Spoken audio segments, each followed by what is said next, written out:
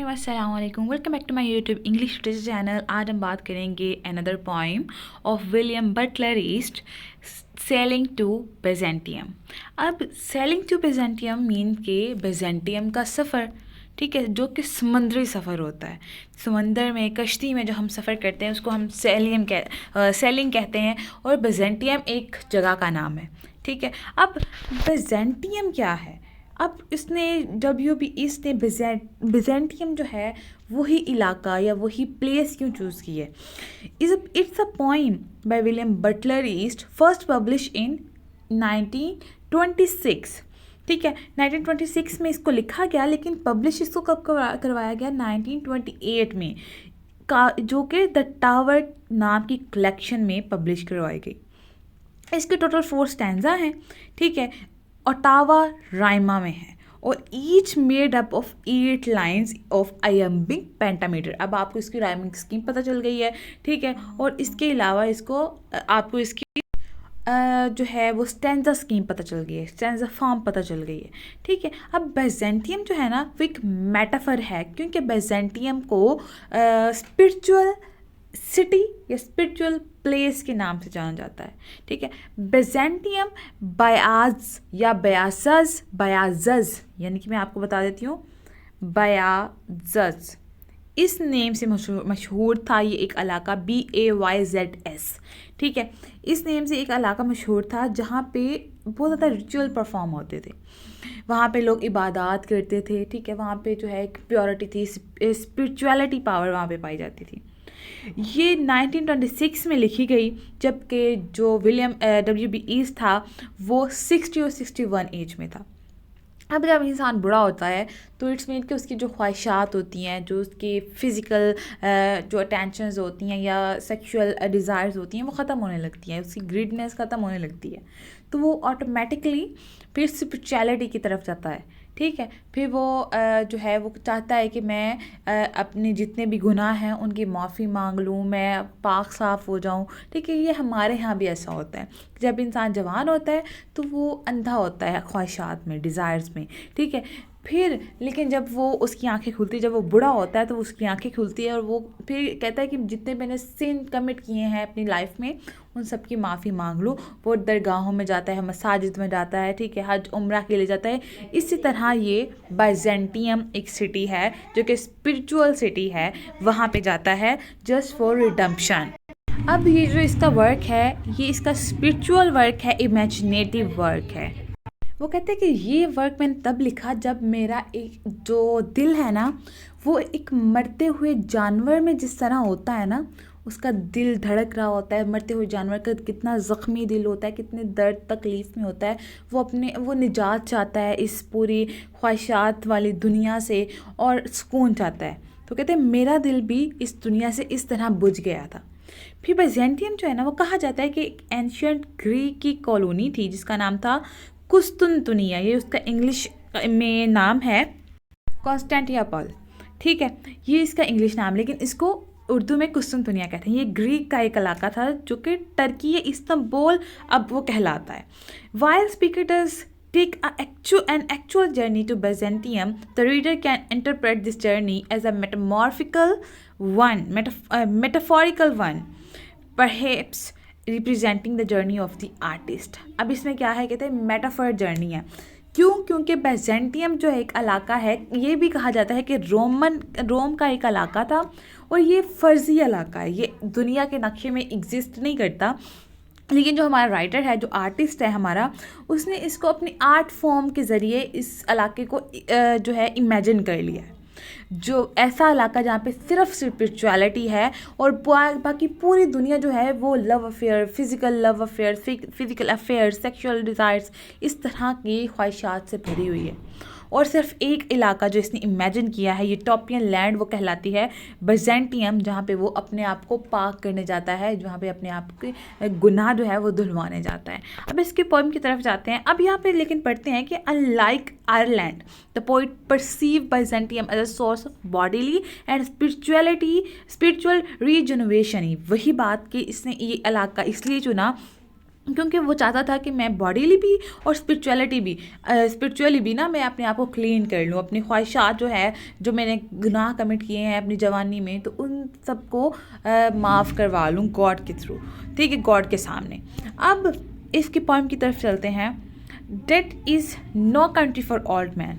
अब वो इस पूरी दुनिया के बारे में बात करता है आफ्टर वर्ल्ड वॉर 1 के बाद और हिटलर वॉर के बाद की ये पोइम है, और उसमें बताया जाता है कि अब ये पूरी दुनिया जो है ना, ये बुरे लोगों के लिए नहीं बनी। द यंग, ये सिर्फ जवानों के लिए है। In one and others arm, जो कि एक दूसरे के लव अफेयर्स में पड़े हुए हैं, जो कि मेरी ही तरह, यानी कि राइटर की तरह, जब राइटर जवान था तब उसकी भी यही ख्वाहिशात थी। तो उसी तरह ये दुनिया अब सिर्फ यंग जनरेशन के लिए बनी है, जो कि सिर्फ फिज़िकल लव अफेयर्स में और फिज़िकल अट्रैक्शन में फंसे हुए हैं, ठीक है, एक दूसरे, जो कि लव बर्ड्स की तरह एक दूसरे को चिपके हुए हैं।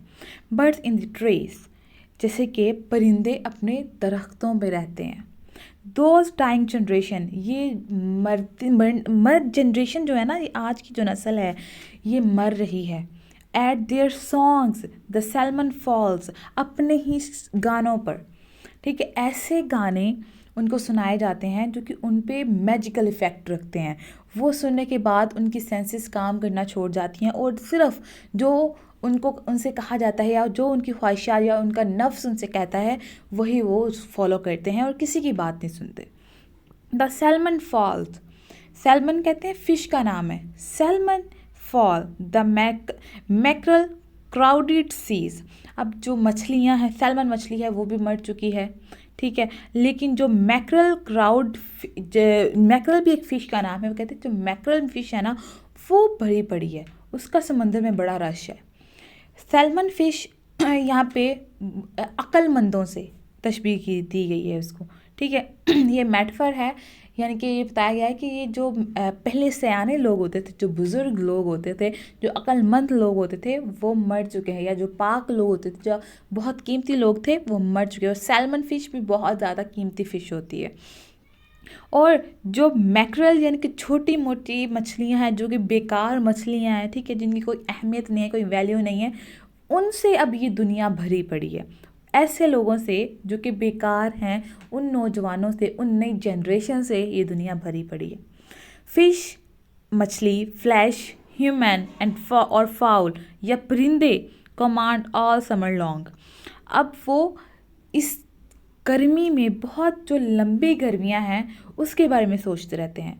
Whatever is begotten born and die, वो गर्मियों में क्या कर उनकी, अब जो यहाँ पे जो समर है, लॉन्ग समर, यानी कि ये उनकी विशेस हैं, उनके जज्बात हैं, उनकी फीलिंग्स हैं, जो कि हमेशा गर्म रहती हैं, ठीक है। अब उनको सिर्फ जो है वो अपने जो सिर्फ चाइल्ड बर्थ का पता है, ठीक है, बेबी बॉर्न के लिए अब वो ज़िंदगी जी रहे हैं, और वो उनके जो बच्चे पैदा होते हैं वो भी पैदा होते हैं और मर जाते हैं।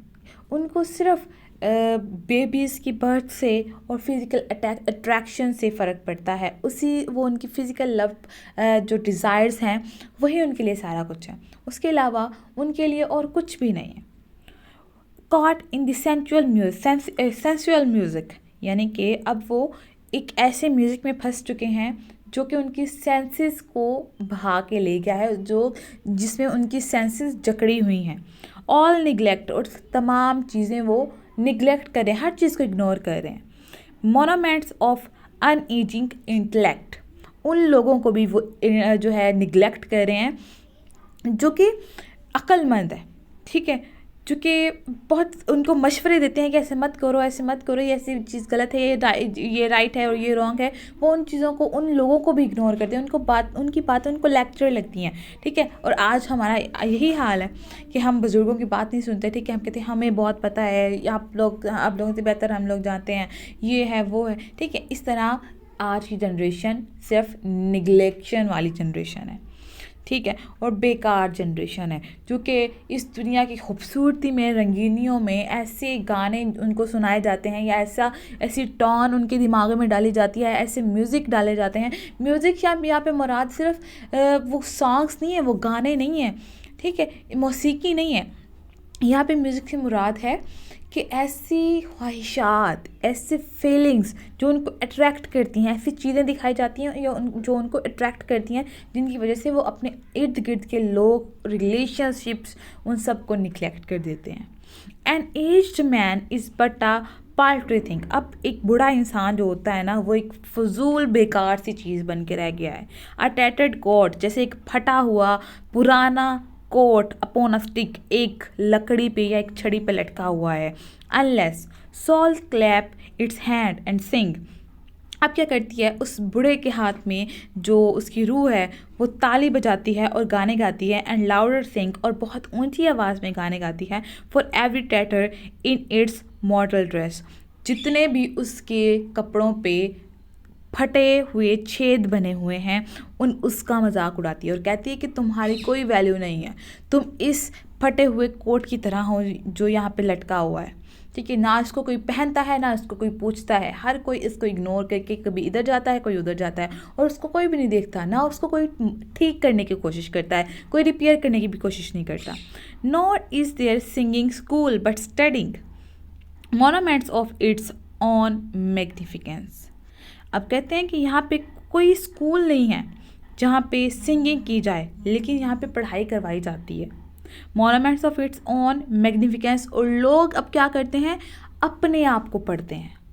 And therefore I have sailed the seas and come to holy city of Byzantium. कहते हैं इसी वजह से कि लोगों को दूसरों की बातें सुनने का शौक़ नहीं है, ठीक है, सिर्फ पढ़ने का शौक़ है।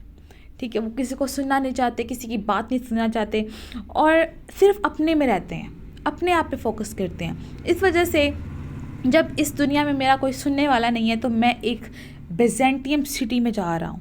ठीक है, एक समुद्री सफ़र करके बेजेंटियम सिटी में जा रहा हूँ, जो कि एक हॉली सिटी है।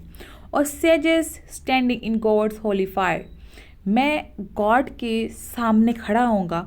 As in the gold music of the wall, जो कि सोने की एक वॉल, एक दीवार बनी होगी, उसके सामने।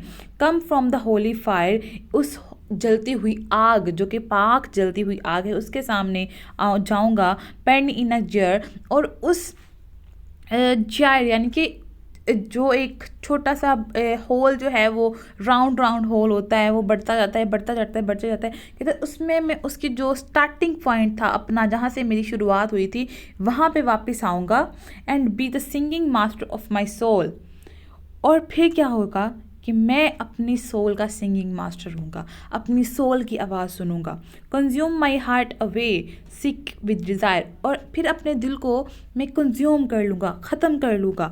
सिक विद डिज़ायर, जो कि ख्वाहिशात से भरा पड़ा है। And fasten to dying animal, और इस तरह है जैसे एक मरता हुआ जानवर, उसमें जल्दी जैसे मरते हुए जानवर में कीड़े पड़ जाते हैं। ठीक है, बहुत बुरी कंडीशन होती है, कोई उसको ठीक करने की कोशिश नहीं करता, उसके पास नहीं आता, वो चिल्लाता है, वो कहता है मेरा हाल भी अब इस तरह हो गया है। It knows not what is it is, मैं नहीं जानता कि क्या है, और वो नहीं जानते या ये नहीं जानता कि ये क्या है। एंड गैदर मी, और मुझे इकट्ठा करते हैं इनटू आर्टिफाइस ऑफ इटर्निटी, और तुम, मुझे नहीं पता ये कैसे होगा, ये क्या होगा, लेकिन तुम मुझे इकट्ठा करके, या गॉड मुझे इकट्ठा करके एक दूसरी दुनिया में ट्रांसफॉर्म कर देगा। ठीक है, यहाँ पे जो राइटर है वो ट्रांसफॉर्मेशन की बात करता है। कहता है मेरी ज़िंदगी फुल ऑफ सिन है, मैं रिडम्पशन के लिए हॉली सिटी में आया हूँ, मैं गॉड के सामने खड़ा होऊंगा, हॉली फायर के सामने खड़ा होऊंगा। ठीक है, और वहाँ पे गॉड से माफ़ी मांगूंगा, और होप सो कि गॉड जो है, मुझे नहीं पता किस तरह, लेकिन मुझे शायद वो इस दुनिया से, इस दुनिया में रहते हुए ही ट्रांसफॉर्म कर दे, और मुझे अपना ले, और मेरे गुनाहों को माफ़ कर दे। Once out of nature I shall never take, जब ऐसा एक दफ़ा हो गया ना, अगर कि गॉड ने मुझे माफ़ कर दिया, मुझे ट्रांसफॉर्म कर दिया, मेरा दिल बदल दिया, या मैं किसी नेक चीज़, स्पिरिचुअल चीज़, या जो साफ़ पाकीज़ा चीज़ होती है उसमें ट्रांसफ़र हो गया, तो मैं कभी नहीं चाहूँगा कि मैं दोबारा इंसान बनूँ। My bodily form from any natural thing, मेरी जो बॉडी है, मेरी बॉडीली फॉर्म है, वो किसी भी नेचुरल चीज़ में ट्रांसफॉर्म हो जाए जो कि गॉड के करीब हो।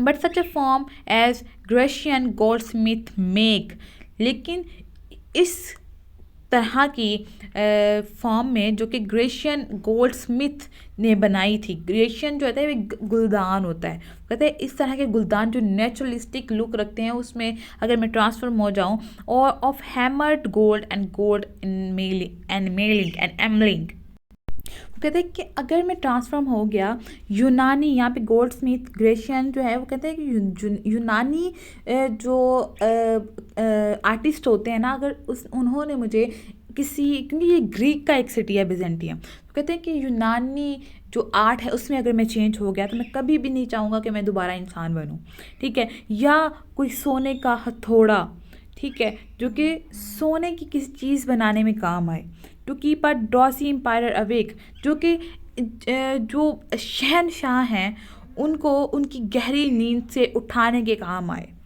और set upon a golden bough to sing, या कोई सुनहरी गीत गाने के काम आए, to lord and ladies of Byzantium, आकाओं और जो ख़वातीन हैं उस बेजेंटियम के रहने वाली जो गॉड और गॉडेसेस हैं, ऑफ व्हाट इज़ पास्ट और पासिंग और टू कम, जो भी हो जाए, हम मेरा पास्ट गुजरे या प्रेजेंट हो या फ्यूचर हो, मेरा कुछ भी हो, लेकिन मैं कभी भी अपने आप को फिर उस नेचुरल चीज़ से ह्यूमन बीइंग में ट्रांसफॉर्म होने की इजाज़त नहीं दूंगा, ख्वाहिश नहीं करूँगा, ठीक है।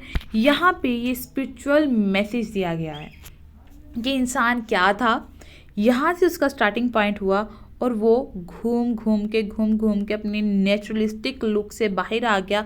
अब उसको नहीं पता कि उसने वापस यहाँ पे किस तरह जाना है, लेकिन अगर वो कहते हैं कि अगर मैं वापस इसी जगह पे वापस चला गया तो मैं कभी नहीं चाहूँगा कि मैं दोबारा इस पूरे जायर में फंस जाऊँ और दोबारा ह्यूमन बीइंग बनूँ, क्योंकि मैं एक नेचुरलिस्टिक चीज़ बनना चाहता हूँ जो कि गॉड के करीब तरीन हो, एज़ वेल एज़ जो गुनाह ना करे और जिसकी पाक ज़िंदगी और स्पिरिचुअल लाइफ हो।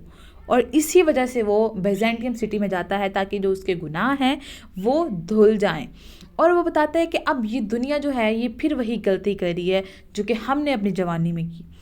तो ये यंग जनरेशन जो है ये उसी तरह फंसी हुई है जैसे हम फंसे, और ये भी एट द एंड जब मरने वाली हो गया, जब बूढ़ी हो जाएगी, तो ये भी इसी तरह की बेजेंटियम प्लेस में जाएगी ताकि वो अपने गुनाहों की माफ़ी मांग सके गॉड के सामने। अब यहाँ पे थीम्स के बारे में बात कर ले, ह्यूमन इम्परफेक्शन, कि इंसान में कितनी खामियां हैं, जबकि वो परफेक्ट था लेकिन उसने जायर में फंस के अपने आप को यूनिवर्स का गॉड बना लिया है, ठीक है। Human imperfection versus perfectness of art, यानी कि कहते हैं कि ह्यूमन में कितनी इम्परफेक्शन है, किस तरह बताई गई है, कितना इम्परफेक्ट है इंसान, और आर्टिस्टिक जो चीज़ होती है, जो नेचुरल चीज़ होती है, उसमें कितनी परफेक्टनेस है, क्योंकि वो अब आर्टिस्टिक फॉर्म में चेंज होना चाहता है ह्यूमन बीइंग से, क्योंकि वो नेचुरल चीज़ होती है। क्योंकि इंसान अब नेचुरल नहीं रहा, उसमें बहुत ज़्यादा चेंजेस आ गई हैं, अब वो अपने आप को नेचर में चेंज करना चाहता है। And terrestrial life versus spiritual और आफ्टर लाइफ। टेरेस्ट्रियल मीन कहते हैं इस दुनियावी ज़िंदगी को, दुनिया में रहते हुए किस तरह की ज़िंदगी लोग जी रहे हैं, और उसके मुकाबले में स्पिरिचुअल लाइफ और आफ्टर लाइफ, मौत के बाद या रूहानी ज़िंदगी, वो किस तरह की है। Man versus nature and eternity, इंसान और उसका मुकाबला किससे है, नेचर से अपने आप को कंपैरिजन करता है, अपना आप और इटर्निटी, ठीक है, इन दोनों चीज़ों से कंपैरिजन करता है, और फिर ये नतीजा निकालता है कि सिर्फ इटर्निटी जो है ना वही एक नेचुरलिस्टिक चीज़ है जिसको कोई भी रिप्लेस नहीं कर सकता। आई होप आपको इस चीज़ों की समझ आ गई होगी। तो हम फिर इंशाल्लाह नेक्स्ट वीडियो में मिलते हैं। तो तब तक के लिए अल्लाह हाफिज़, and do not forget to subscribe our channel, press the bell icon for more update. Thank you so much. अल्लाह हाफिज़।